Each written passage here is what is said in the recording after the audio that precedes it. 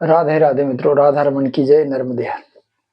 कल देव प्रबोधिनी एकादशी है और कल से लेके 5 तारीख तक पूर्णिमा तक भीष्म पंचक व्रत किया जाता है। जिन लोगों को पता है उन्हें तो कोई बात ही नहीं, जिन लोगों को नहीं पता है उन्हें मैं बता देता हूँ कि कल से भीष्म पंचक व्रत प्रारंभ होगा। जो लोग संपूर्ण कार्तिक मास व्रत का पालन न कर पाए हों और कार्तिक स्नान न कर पाए हों, तुलसी की परिक्रमा, तुलसी जी की सेवा, शालिग्राम भगवान की सेवा न कर पाए हों, उन लोगों को कल से लेकर पंचमी पूर्णिमा तक, सॉरी 5 तारीख तक तुलसी की परिक्रमा लगानी चाहिए। घी का दीपक प्रज्वलित करके भगवती तुलसी को अर्पण करना चाहिए और इसके बाद तुलसी देवी की, तुलसी जी की परिक्रमा लगानी चाहिए, शालिग्राम भगवान की सेवा करनी चाहिए और गोपाल जी का पूजन अर्चन करना चाहिए।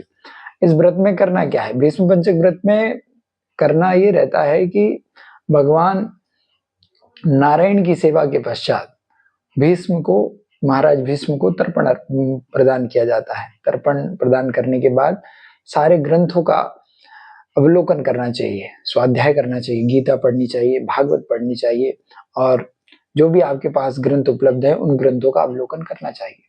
पर ग्रंथ नहीं है तो क्या करें?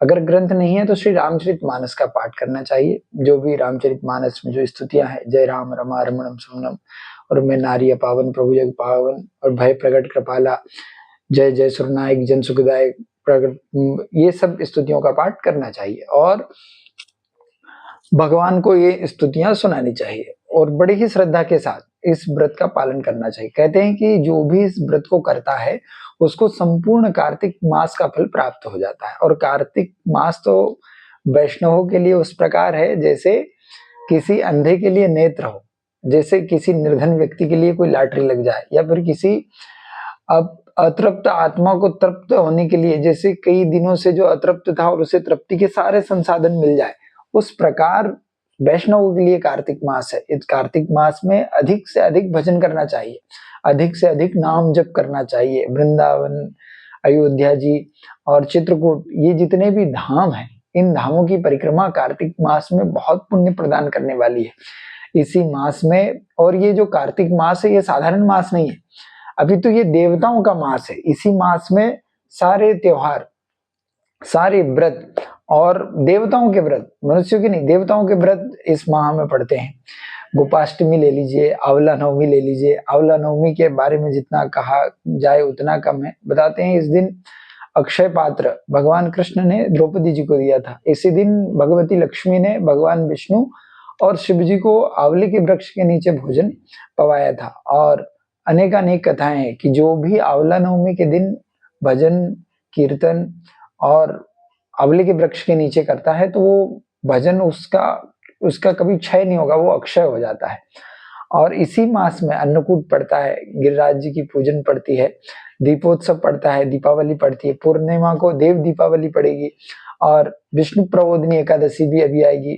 शुरू में जैसे ही मास प्रारंभ होता है तो श्री राधा कुंड के प्रागट्य का भी वर्णन आता है। तो ये जो 30 दिन है ये वैष्णवों के लिए तो मानो उत्सव से कम नहीं है। और इन 30 दिनों में बहुत धूमधाम से और भक्ति के साथ भगवान का भजन पूजन करना चाहिए। नित्य तुलसी की परिक्रमा लगानी चाहिए, नित्य दीपदान करना चाहिए। जो लोग वृंदावन में रहते हैं वो तो है ही बड़भागी, पर जो वृंदावन में नहीं है तो वो घर पे ही वृंदावन, अपनी वृंदा को, तुलसी को आंगन में रख के दीपक प्रज्वलित करके और तुलसी के चारों तरफ परिक्रमा लगानी चाहिए। शास्त्र निवेदन करते हैं कि यानि कानि च पापानि जन्मांतर कृतानि च तानि सर्वाणि नश्यन्तु प्रदक्षिणायाम पदे पदे। प्रदक्षिणा का बहुत फल है, इसलिए हमारे जितने भी देवालय हैं सभी जगह प्रदक्षिणा का परिकर बना हुआ है, तो इसलिए प्रदक्षिणा जरूर करनी चाहिए। यानि कानि, जिस जन्म में भी जिस प्रकार भी कोई पाप हो गया वो एक एक पग चलने से सारे पापों का विनाश हो जाता है, वैसे हमारे शास्त्र हमें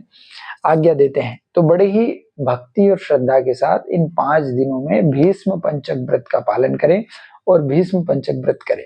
कल देव प्रबोधिनी एकादशी है, कल 1 नवंबर है, तो देव प्रबोधिनी एकादशी भी धूमधाम से मनाएं।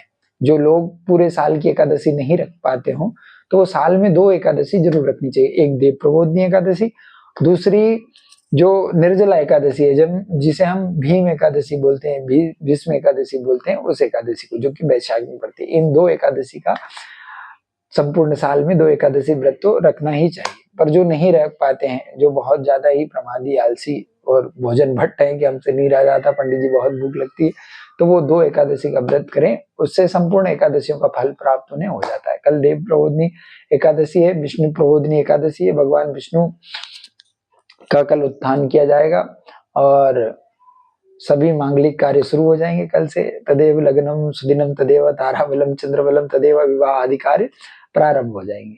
तो बड़े भाव के साथ और भक्ति के साथ इन व्रतों का पालन करें। राधे राधे। नर्मदे हर।